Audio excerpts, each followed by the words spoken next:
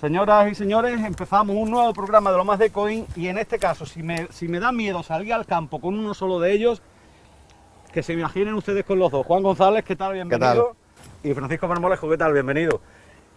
Estamos hoy en un lugar al que pocas veces, no, ninguna vez hemos estado en el programa.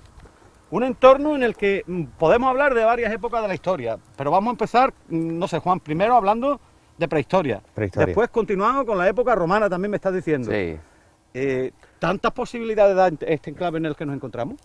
Y prácticamente toda Andalucía. Hay una coplilla de carnaval que dice que Andalucía es un pueblo lleno de pueblos, sí, por la asociación de pueblos que han pasado por aquí, desde la prehistoria, romano, Edad Media, hasta la actualidad.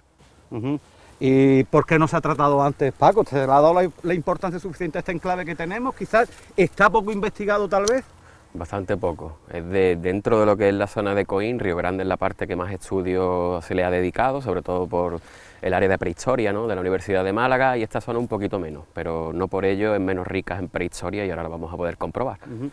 ¿Podemos decir en qué sitio nos encontramos exactamente? ¿Hay miedo a que quizás a lo mejor que se descubra esa historia? Miedo relativo. Cuando se da a conocer un hallazgo de este tipo, pues hay como digo, un arma de doble filo. Tiene la parte divulgativa, que la gente lo conozca, pero hay gente que llega a conocerlo que no tiene buenas intenciones, expoliadores. Estamos en Sierra Gorda, no hay que tener ningún miedo a decirlo. No vamos a decir exactamente en qué parte de Sierra Gorda, pero en Sierra Gorda. En Sierra Gorda. Y Paco, esa cuestión de que se puede expoliar, porque vamos a descubrir algo que todavía no se ha dado a conocer, Juan, ni a la comunidad científica, ni a ningún tipo de... Es la primera vez que se va a ver esto, se va a descubrir esto. Es la primera vez que se ve. La Universidad de Málaga se puso en conocimiento cuando fue identificado por Juan y por mí. Realmente lo que estamos hablando de una estructura megalítica, de un dolmen, que está inédito, que lo vamos a dar a conocer hoy aquí por primera vez. No solo existe ese dolmen, sino aquí tenemos vestigios de cerámica, de sílex, como ahora veremos, de escoria, tenemos también canteras romanas, es decir, fue también una zona y un espacio de trabajo desde época, probablemente desde la prehistoria, pasando por la época romana, como dice Juan, hasta prácticamente la Edad Media. Pero lo dicho, está inédito y de momento ni se ha hecho ningún trabajo sobre él siquiera, ¿no, Juan? No, simplemente se han hecho indagaciones para propiciar, digamos, esos trabajos de investigación, pero no han dado buen fruto. No sé si por dejadez de las administraciones, desde la local hasta la autonómica, pero la cuestión es que tenemos aquí un elemento patrimonial de primer orden en Coín. Hace poco se ha declarado como Patrimonio de la Humanidad los dólmenes de Antequera. Esto no pretende ni rivalizar, como mucho complementar, pero es que estamos en un sitio yo creo que privilegiado. El año que viene, si todo va bien y transcurre por los cauces habituales, el Parque Natural de la Sierra de las Nieves pasará a ser Parque Nacional. Sí. Estamos al lado del Parque Nacional, o el futuro Parque Nacional Sierra de las Nieves, a tiro de piedra de los dólmenes de Antequera, a tiro de piedra de la Costa del Sol. Fitur, la feria de turismo de Berlín, la de Londres, y Coín como que no está en el mapa. Vamos a intentar ponerlo un poco con este descubrimiento que vamos a mostrar ahora, Paco. Realmente Coín es uno de los pueblos que puede presumir, y eso lo puede decir bastante mejor que yo, Juan, por las muestras de megalitismo que tenemos. Estuvieron hoy en la cueva del Sendajo del Quemao, también enseñando el dolmen de Alganes. Un poco más abajo del dolmen de Alganes están los villares de Alganes, donde también hay estructuras megalíticas, que esas no han salido todavía en el canal Coín. Esperemos que Juan algún día pueda llevarte y mostrártela. ¿Acepta usted el reto? Y después, bueno, después en Ardite hay 3 dólmenes, allí hay un complejo también bastante interesante de megalitismo. Uno de esos dólmenes también fue identificado por Juan y por mí. En el Cerro del Aljibe tenemos también otro pequeño complejo de megalitismo, y aquí pues también hemos conocido que parece que van hacia Cártama, ¿no? Pues vamos hacia el lugar y lo descubrimos. Venga. Bueno, Juan, y lo que es un poco también llamativo es que junto a esta estructura megalítica que tenemos aquí en este lugar, pues se da también un lugar de hábitat, ¿no? Este sitio se ocupó no solamente como lugar de enterramiento, y no suele ser habitual. Donde hay un dolmen, en los alrededores no suele estar, o sea, justo donde está el dolmen no está el asentamiento. Y aquí tenemos constancia de ello porque Paco tuvo la suerte de encontrar un par de láminas de siles, una de ellas estaba denticulada, estaba muy bien trabajada, era un diente de hoz, que se expone en la actualidad en la sala arqueológica de Coín. Sí, eso tuvimos oportunidad de verlo en el programa del Llano de la Virgen, si no me equivoco, ¿verdad? También. Cierto. Ajá. Oye, y una casualidad, un asentamiento megalítico con restos también, como dice Paco, de otra época. Si es habitual que a lo mejor un poblado se aproveche entonces para después la continuidad a lo largo de la historia de otra civilización. No es que se aproveche el poblado, se aprovecha el lugar. Estamos en un lugar estratégico, con unas vistas panorámicas y un control tanto del Faala como la vertiente que ya da hacia Río Grande y el Guadalhorce, pues inmejorable. Desde aquí se ve muy bien lo que es la sierra de Cártama, se ve hasta incluso la desembocadura del Guadalhorce por la altura de Guadalmar. Es decir, que tampoco es de extrañar que aunque no hayan aparecido, haya habido asentamiento también de otra época posterior incluso, ¿no? O más cercana a nuestro el tiempo, asentamiento parece que es un poquito posterior, es de la edad del bronce. Sí. El diente de hoz demuestra de que ya existía la agricultura por aquel entonces. Esto es un poco anterior, lo que es el dolmen, que es del tránsito al calcolítico. Entonces parece que con posterioridad a la estructura esta, pues hubo un pequeño asentamiento un poco más allá, hacia atrás. Juan ha hecho mención anteriormente a los dólmenes de Antequera, supermegalitismo, es una estructura ya descubierta, perfectamente desenterrada. La gente cuando le decimos aquí hay un dolmen en Sierra Gorda, se va a pensar a lo mejor, pues nos vamos a encontrar dos piedras en vertical y una en horizontal grandísima. Es que esto también es megalitismo, evidentemente, aunque está por descubrir, por desenterrar, ¿no? Básicamente lo has definido muy bien, son unos elementos sustentantes, unas piedras en vertical con otra que está sustentada, la horizontal. Y aquí tenemos unas losas, unas piedras, unos ortostatos en vertical, en el terreno, incluso en los alrededores todavía hay algunas de las de cubierta, generalmente son las primeras que se desplazan. A mí me gustaría que antes de nada, para empezar, nos contarais cómo fue precisamente el descubrimiento de esta estructura, Juan. Bueno, que lo cuente Paco, que para eso lo descubrió él. Alá, seguro que aquel día no habría muchos ombliguitos con rociada, ¿no, Paco? No, y ni hoy tampoco vemos, por lo que ves. Cuéntame, ¿cómo fue? Bueno, lo que se advirtió en un primer momento fueron ciertas piedras hincadas en vertical, como estas que tenemos aquí, que probablemente sea la losa de cabecera, y después, como vemos allí, pues sigue la hilada hacia allá y se ven que hay pues piedras hincadas en vertical que tampoco estábamos muy seguros de que fuera lo que en un primer momento pensábamos. Lo primero que hice fue contactar con Juan González, que él ha formado parte y es miembro del Proyecto General de Investigación de Río Grande, de la Universidad de Málaga, para contrastar un poco si efectivamente estábamos ante un dolmen o no, y acto seguido pues comunicarlo a la Universidad de Málaga, que la verdad que está bastante interesada en el megalitismo de toda esta zona y en la que realmente lleva 30 años estudiándolo, ¿verdad? Esto, ¿no? ¿En qué detalle te fijas para decir, pues efectivamente es un dolmen? ¿Cómo lo demostramos aquí a los ciudadanos? Como bien ha dicho Paco, tenemos una losa de cabecera, digamos que un dolmen en este caso es una estructura longitudinal de aproximadamente unos 10 metros. Tengo que apuntar aquí que detrás de los de Antequera, de los mayores de la provincia de Málaga, sino el mayor detrás de los de Antequera. Recalco esto, porque mucha gente dice, bueno, la Catedral de Burgos, la Catedral de León, excelentes catedrales góticas, pero no son las únicas en España y no por eso el resto dejan de tener menor importancia. Por supuesto. Decimos piedra de cabecera, después el resto de ortostato que estás diciendo serían alineación. ¿Lo explicas tú mejor que yo? Sí, bueno, ¿Tienes inconveniente? aquí en este lateral se ve una de las piedras de esa alineación longitudinal, ahí asoma otra piedra, otro ortostato. Aquí tenemos más. Aquí además se ve perfectamente cómo se forma un ángulo recto, porque aquí hay claramente una diferenciación entre lo que es la cámara y una posible antecámara o pasillo corredor de acceso. Que sería precisamente, señalamos aquí, esta zona, que esta zona de aquí. De pasillo por aquí, y aquí un ángulo de 90 grados perfectamente dibujado. También, ¿no? Y aquí tenemos como dos habitáculos, quizás no se vea muy bien con las imágenes, hay que estar sobre el terreno, y como se vería perfectamente es excavándolo. Volviendo al tema de los dolmenes de Antequera, monumentalmente pues son de primer rango, de primera categoría, pero material, cultura material, restos materiales no se han dado porque se expoliaron en épocas históricas, se han utilizado hasta como refugio para el ganado, para la persona. Probablemente este dolmen, si no está expoliado, no lo sabemos, de otras épocas anteriores, pues aporte bastante material que, por ejemplo, aquellos nos han dado. Imagínate, no está expoliado, quiero imaginarme que no está expoliado. ¿Se está tardando ya en de forma oficial el organismo, la administración, la entidad pertinente en empezar a realizar las excavaciones oportunas para tal efecto o no? Por supuesto.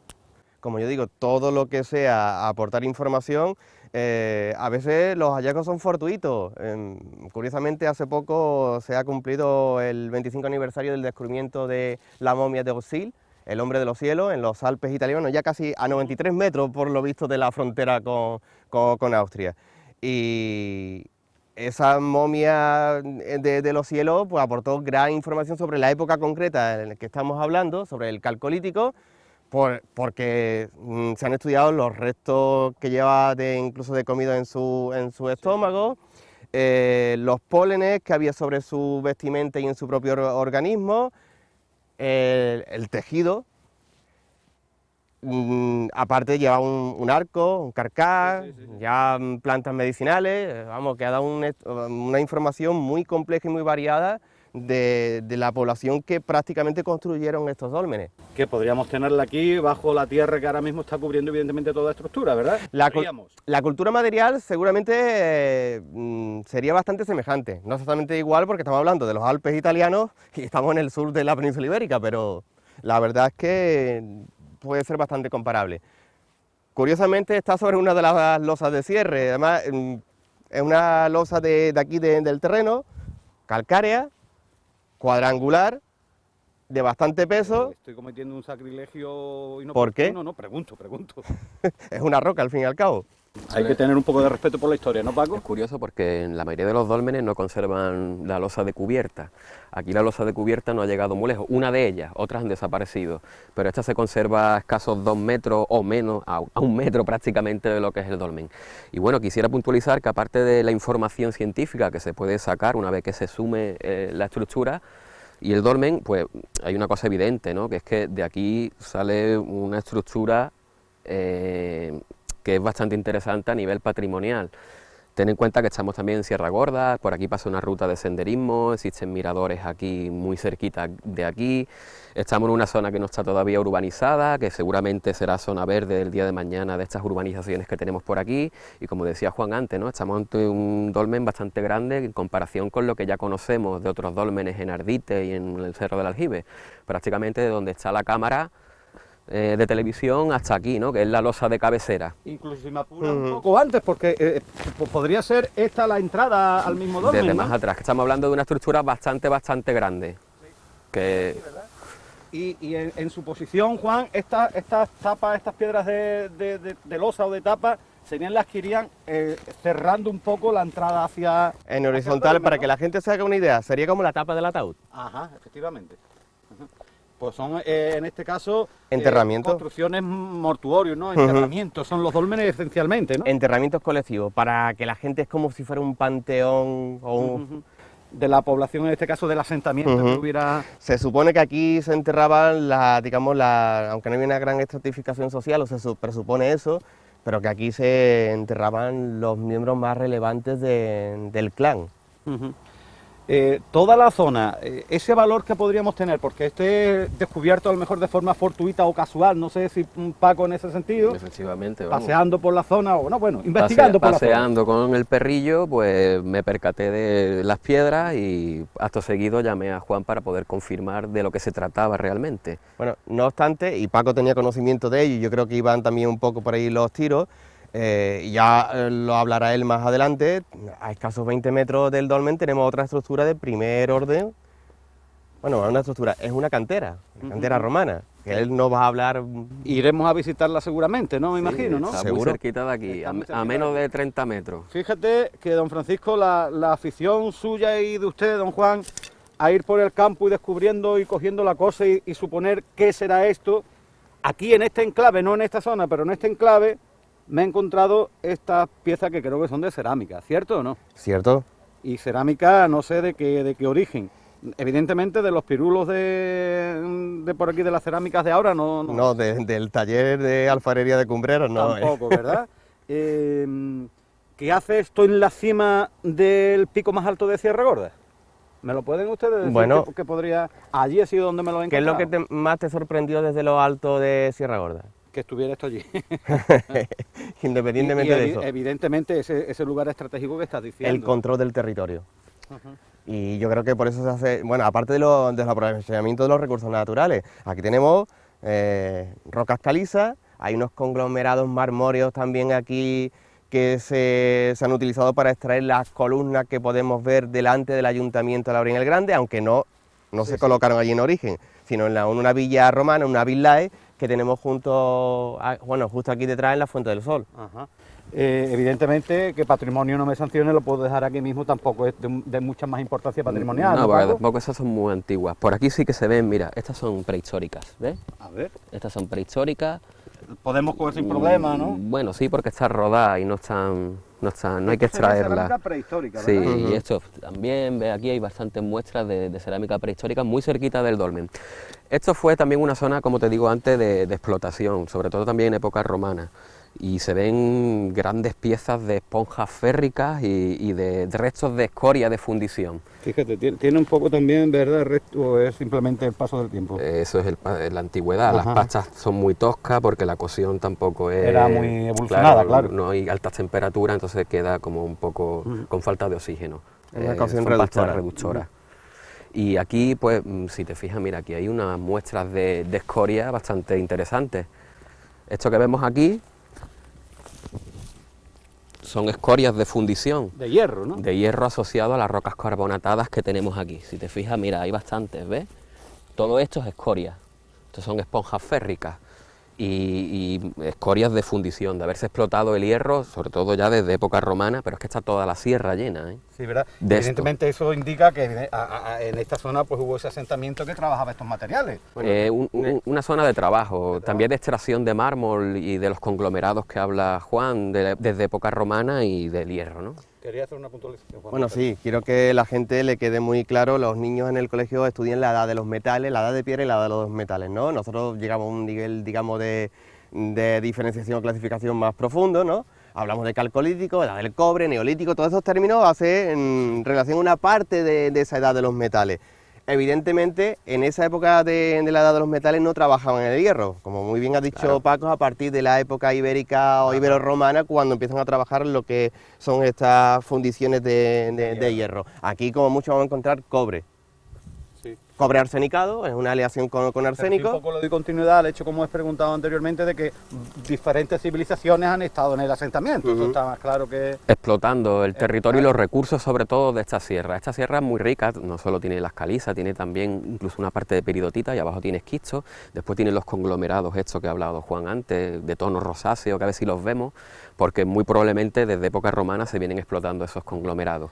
Me queda, no sé si queda algo más que señalar de aquí, de esta zona, algo que queráis destacar, en concreto del dolmen, Juan, por vuestra parte.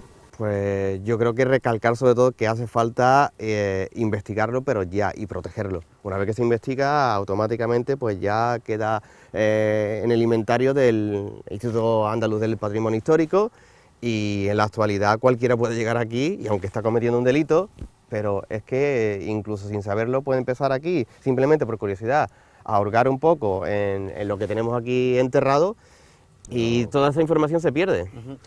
Por eso, señoras y señores, tampoco queremos situar exactamente el lugar donde se encuentra para que no llegue a ocurrir eso que está diciendo Juan. A mí me gustaría saber, Juan, una vez que comunicaste y el descubrimiento a la Universidad de Málaga, la reacción de esta administración, de esta entidad, ¿cómo ha sido? ¿Cuál fue? ¿Se ha prestado para...? Yo lo que haría es un llamamiento, aprovecho un poco la oportunidad que nos brindáis a darle un poco, a premiar a la administración local a que haga lo posible para que la autonómica, instar a la autonómica, porque es que al final quien autoriza este tipo de actuaciones, pues que se pueda investigar, se pueda excavar el dolmen. Entre otras cosas, tenemos una magnífica sala arqueológica que se podría completar con material del que aquí se saque. Revalorizaría mucho incluso más, ¿verdad? Aparte del material y del interés científico que tienen los depósitos que se van a encontrar aquí, sobre todo la estructura. La estructura se puede perfectamente integrar dentro de lo que son las rutas de senderismo que tenemos aquí, de los miradores y demás. Es una estructura bastante grande, no vamos a hablar de monumental, pero es bastante interesante para el patrimonio, sobre todo de Coín.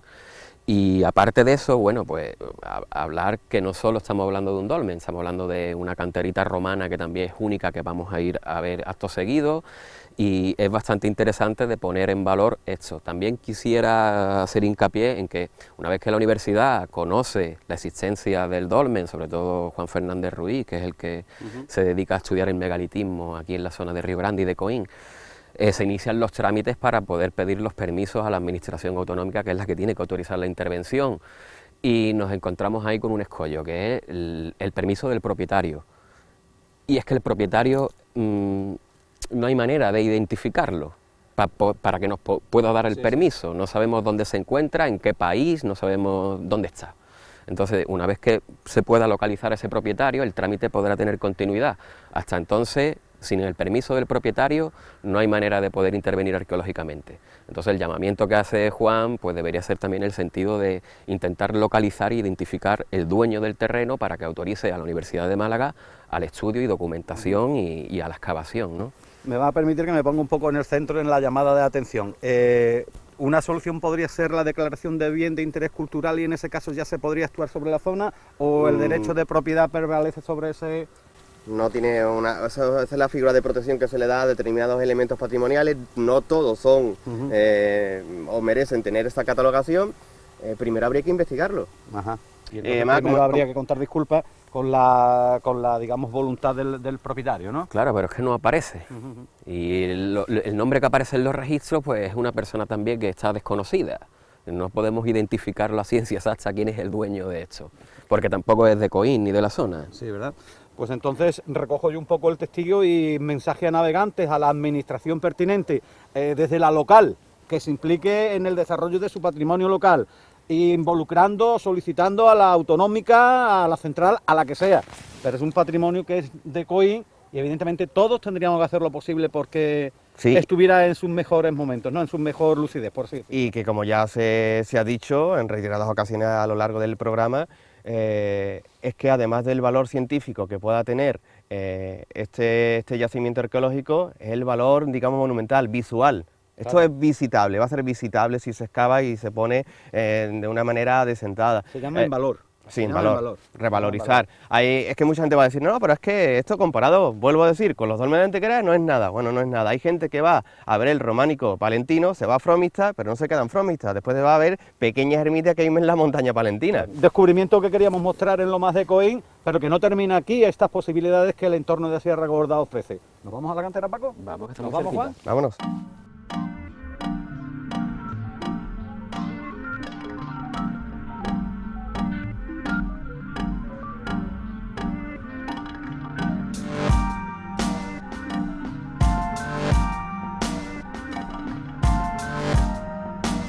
Aunque no pueda parecerlo, le puede aparecer a la gente, al más común de los mortales, como un servidor, que estamos simple y llanamente hablando con una despropiedad completa en lo harto de una piedra, me van a permitir ustedes que también en este caso restos cerámicos por todos lados, ¿no, amigos? Y como hemos dicho, Paco, Juan, estamos en esa cantera de origen romano, que habéis dicho, ¿no? Estamos en una cantera de mármol, como vemos aquí está escalonado y se conservan sobre todo lo que son las marcas de las cuñas para la extracción. Aquí se ven perfectamente cómo van alineadas y aquí vemos otra. Una cosa curiosa de esta cantera es que en la provincia de Málaga no se conocen muchas canteras romanas de mármol. Esta, si bien es una cantera pequeñita, no es una cantera del Estado que exportaba material, sino es una cantera probablemente asociada a la villa romana de la Fuente del Sol, de la que antes estaba hablando Juan. Y si te fijas, de aquí sacaban fragmentos, trozos de mármol bastante grandes, es decir, estamos hablando de que este mármol probablemente se utilizaba bien para las columnas que al día de hoy están en el Ayuntamiento de Alhaurín, que se encontraron frente al Ayuntamiento, que se encontraron aquí en la villa de la Fuente del Sol. De 4 que hay, creo que 3 provienen de la Fuente del Sol, o bien en mármol estatuario, es decir, mármol para hacer estatua, es decir, de aquí sacaban piezas grandes. Estamos hablando de que se puede perfectamente incluso estudiar las técnicas de extracción para ese uso y esa aplicación del mármol. Estamos hablando, perdona Paco, detallado por esa... Por aquí viene una hilada de cuñas, donde está tú viene la siguiente, es decir, estamos hablando de piezas de una anchura bastante importante y bastante alargadas, ¿vale? Sí, porque se supone que de aquí se ha sacado todo un bloque completo de mármol, ¿verdad? Para poderlo trabajar bien en escultura, bien a la hora de hacer las columnas que estaban en la villa romana, que está justo aquí abajo, no está muy lejos, está ya en términos de Alhaurín el Grande, pero está muy cerquita. Está declarado Vic, pero es curioso porque está declarado Vic como castillo, porque aquí en Alhaurín se cree que el castillo de Benamaquí estaba justo ahí. La villa romana que existe ahí tiene méritos sobrados para estar declarada como Vic, pero no como un castillo medieval, de época bajo medieval, sino por la propia villa, que es bastante lujosa. Lo estuvimos viendo cuando hicimos el programa sobre alquerías de Benamaquí en este caso. Claro, ¿no? incluso desde la villa, la Fuente del Sol está justo aquí abajo, y desde la Fuente del Sol en los años 80 se conservaba fragmentos de acueductos, sí, que probablemente iban a parar a una cisterna de Opus Signinum que se conservaba ahí en la villa romana. Bueno, de la villa han sacado monedas que están documentadas ahí en publicaciones, que es una villa bastante suntuosa, ¿no? De eso entiende mucho más que yo Juan González, pero vamos, sobrado. Yo vuelvo a incidir un poco en que, por desgracia, no podemos ver de todo lo que hablamos, no podemos verlo, y algunas veces a lo mejor hay que querer creer para poder ver, ¿no? Me gusta mucho esa frase. Y la gente está viendo, están en lo alto de una piedra. Y ahora la singularidad que Juan me ha explicado.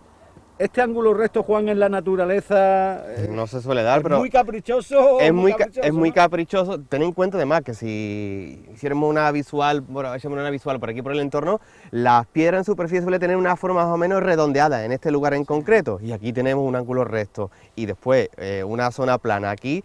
Y además recalcado por lo que ha dicho...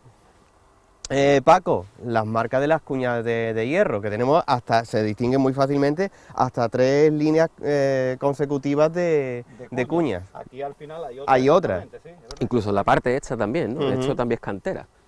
Es como unas gradas, es como... Claro, está escalonado. de aquí supuestamente la piedra, imagínense ustedes, la piedra, supongo, ¿no, Paco, Juan? Así... Y se van sacando estos 3 bloques continuos. Sí. Aquí queda, digamos, el hueco de haber extraído esos bloques de piedra.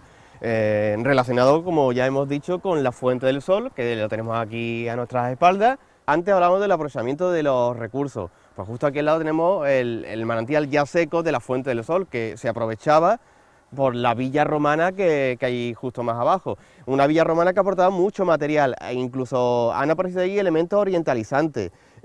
Unos pendientes en espiral de oro, que es lo que a la gente, pues, claro. Oro. Pues cualquier moneda mejor de bronce nos va a datar mejor cronológicamente ese yacimiento que esos pendientes de oro. Aunque no tenga más valor. Estas marcas que aparecen en la roca viva nos da idea de cómo se hacía esa extracción, la técnica para hacerlo, que evidentemente era todo a base de fuerza bruta, ¿no? Probablemente estamos hablando de cuñas de hierro. Aquí se ven muy bien las marcas, se pueden grabar aquí, la proximidad entre estas marcas, y bueno, ni que decir tiene Coín en las publicaciones científicas sobre la explotación del mármol en época romana, tiene bastante relevancia. Existen bastantes publicaciones que hablan de piezas del mármol de Coín que han aparecido en Itálica, o sea que el mármol de Coín se exportaba. ¿Dónde están las canteras? Pues mira, al día de hoy no sabemos dónde están esas canteras que se exportaban. Esta, por supuesto, no, porque esta está asociada a la villa romana, ¿vale? Sí que el uso es estatutario, es para sacar esculturas, columnas, no estamos hablando de piezas de revestimiento. Al día de hoy se tiene conocimiento a través de análisis químicos y demás de poder diferenciar el mármol romano de la Sierra de Mija, del mármol romano de las canteras de Coín, del mármol romano de las canteras de Monda. Es decir, se pueden diferenciar mediante análisis. Mucho mármol de Coín se ha documentado en Cártama, por supuesto, que es el centro neurálgico de toda la zona.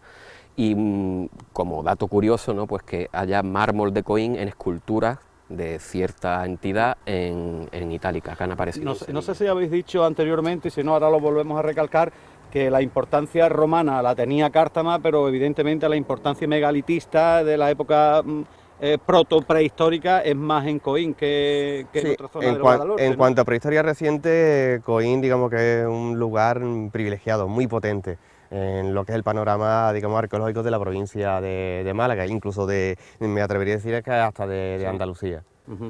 Tenemos. No sé si queda algo más que resaltar de esta cantera romana, como dice Paco. Yo sí volver un poco más a incidir en el conjunto y en la importancia de esa protección de esa puesta en valor de no solo esto, sino también el dolmen que hemos visto anteriormente, ¿no? Sí, una cosa que no se ha dicho es que dólmenes no hay en la provincia de Málaga muchos, y la concentración que tenemos en el término de Coín a Losaina, menos, en la provincia de Málaga, al día de hoy, lo que no quita que dentro de... Y otra cosilla también incidir, que canteras como esta, tampoco existen muchas canteras como esta.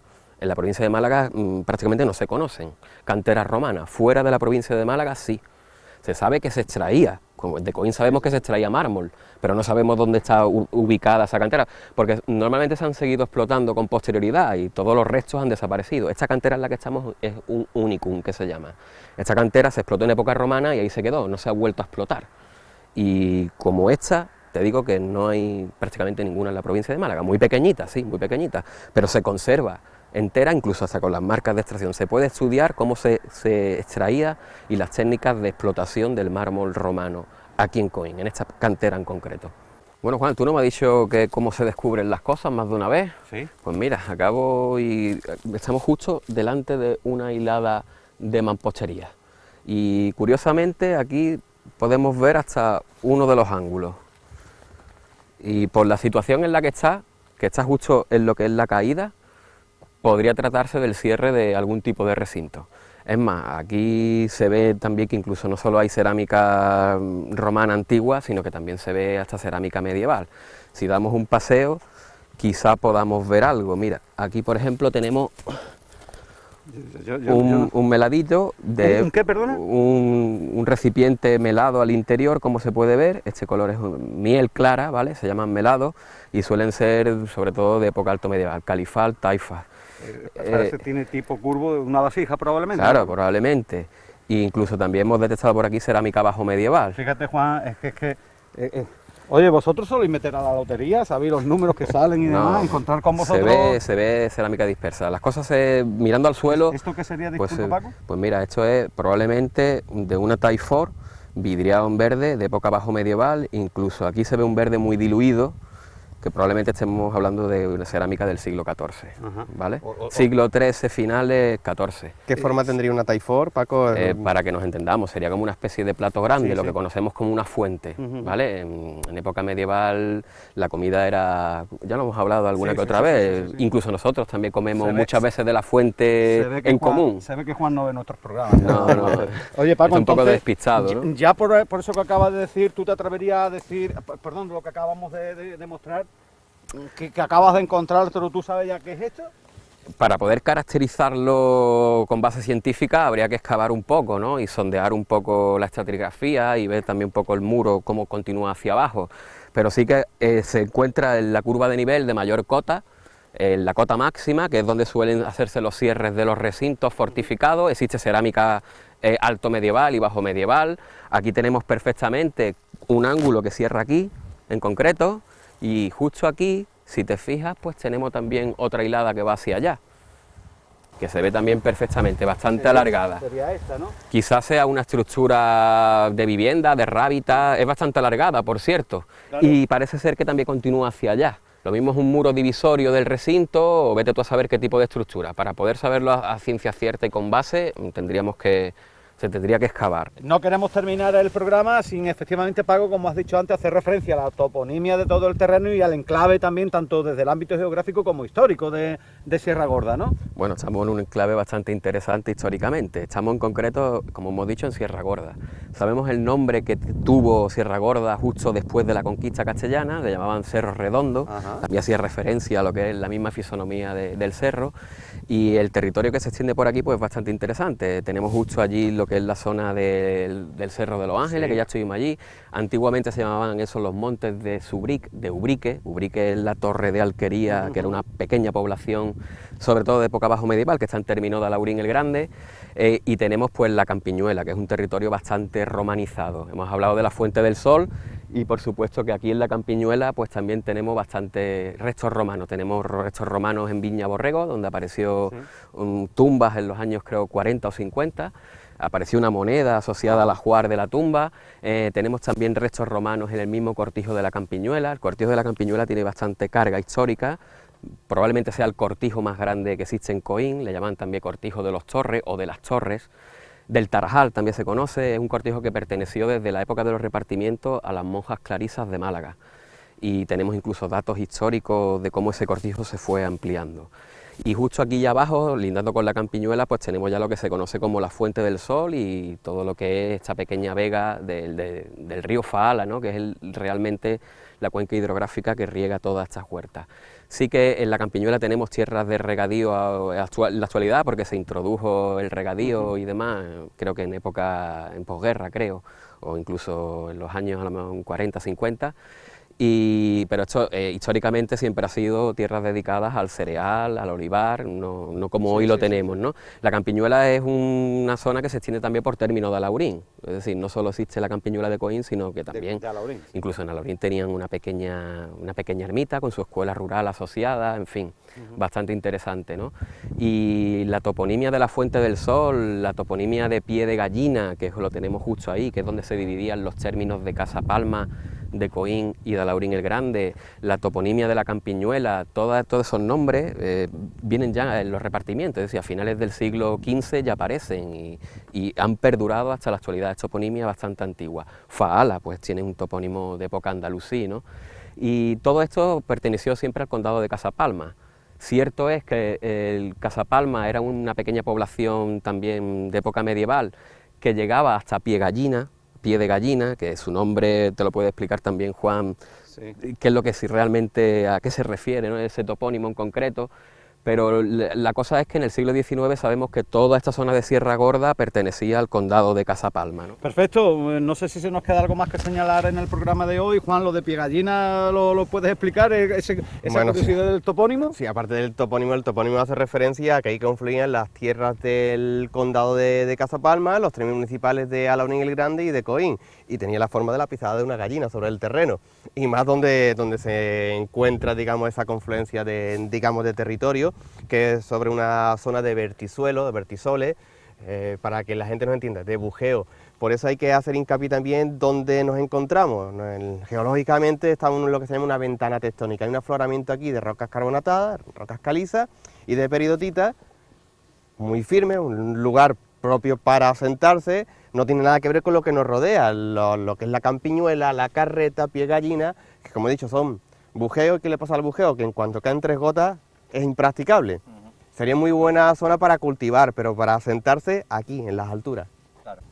Bueno, pues yo sabía que aunque no se haya visto en imágenes, nos íbamos a pegar hoy un lote de andar, además estando con los dos, pero por supuesto ha sido un programa súper completo y sobre todo súper ilustradísimo, y ojalá que esperanzador para que lo que hemos mostrado cuanto antes pues tenga ese valor que requerimos para nuestro bien patrimonial. Don Francisco, gracias. Don Juan, muchas gracias. Como siempre saben ustedes, a partir de ahora pueden seguir también este mismo programa en nuestra página oficial de YouTube.